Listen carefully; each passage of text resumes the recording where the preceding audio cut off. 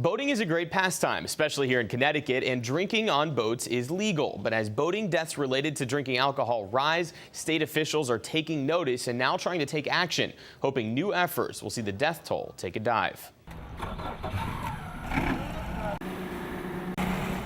These images and sounds still bring memories to the mind of Paul Berg. Images of a childhood spent in the water on the Sound, and more recently the nightmare of a deadly day in the wake. So it was like a 4th of July weekend, beautiful day, just like it is today. It was July 2007. Berg was boating on Long Island Sound off Old Saybrook when he suddenly spotted an errant boat. The driver had fallen out, leaving the boat spinning out of control, eventually slamming into a sailboat just feet from where Berg was watching. And you could see that there were people in the water. One person was there, obviously holding someone that was traumatically injured. There was color red in the water. And he was saying, "Help, my wife has been hurt." The crash killed 53-year-old Susan Brandeis, who was laying on the 16-foot sailboat, injured 2 others, and resulted in the partial amputation of her husband's right hand. It took all out of me just to think about what it meant like holding.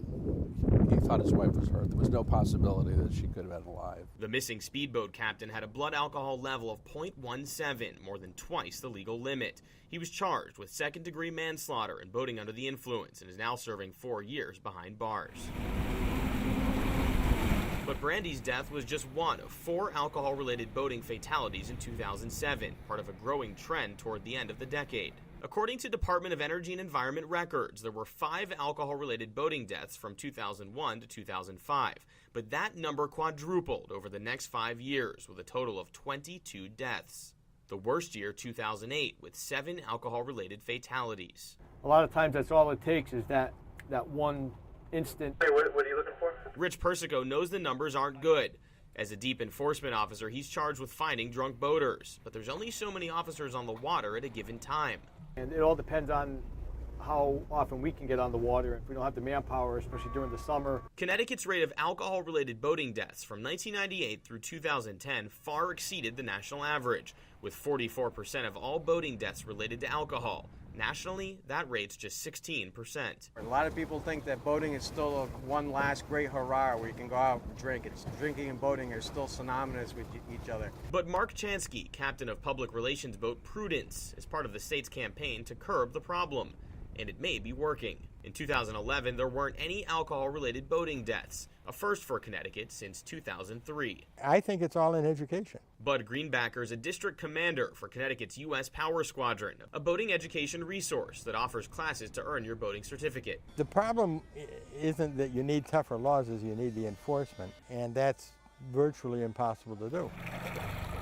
So the state has focused on education in addition to stepped-up enforcement, handing out pamphlets from Prudence and reminding boaters about the basics, like life jackets. From 1998 to 2010, none of the 34 people who died in drinking-related accidents was wearing one.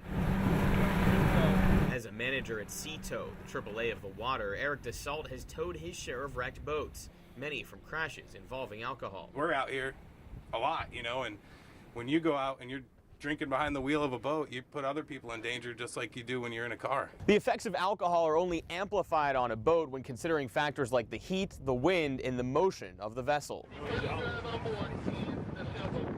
For families like the Brandeis and witnesses like Paul Berg, the problem remains at the forefront. But they're hoping Connecticut boaters rethink their relationship with alcohol in the wake of so many deadly crashes. You just don't think of the horror that can occur in a split second with just some bad timing or a bad circumstance, whether it's alcohol related or not. The 2007 crash that killed Susan Brandeis led to new laws that extend the window for sobriety tests beyond 2 hours and harshened sentences for those convicted in boating death cases. The state is also looking at adopting a recently developed seated sobriety test, which would allow for immediate tests conducted on the water. You can read much more about this investigation in tomorrow's Current. Beau, Berman, Fox, Connecticut.